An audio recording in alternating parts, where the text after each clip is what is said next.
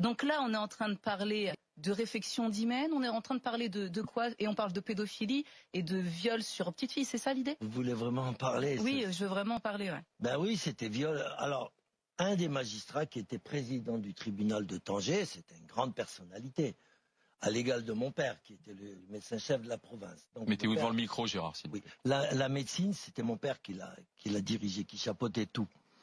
Et ce président-là, il avait 8 esclaves chez lui. Des petits esclaves de 8 ans à 13, 14 ans. Et il les violait quand il voulait. Voilà. Et quand il faisait trop mal et tout, il appelait mon père. Quand il y avait des points de suture à faire, il appelait mon père. Mon père venait. Ah oui, mon père venait lui-même personnellement pour que les infirmiers et tout ne le sachent pas.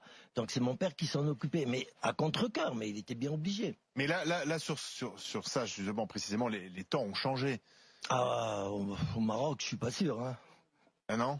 Oh non, ah non. Il y avait à Tanger un monsieur qui s'appelait Michel, un grand gangster, qui avait un bar, grand gangster entre parenthèses, hein, qui avait un bar là-bas et puis il vendait les petits enfants à des grandes personnalités, notamment de la famille royale anglaise.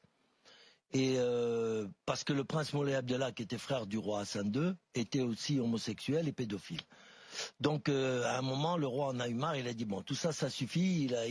Il a renvoyé son propre frère, qui avait violé 6 enfants et qui les avait fait tuer à Rabat, d'accord? Il l'a viré du Maroc et il s'est installé en Belgique. Le Moulay Abdellah, qui est mort du sida.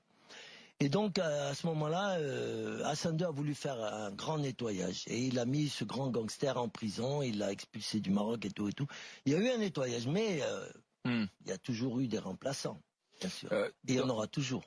La pédophilie au Maroc, elle est omniprésente partout. Et il faut pas dire que c'est la faute du tourisme sexuel. Ça, c'est un grand mensonge.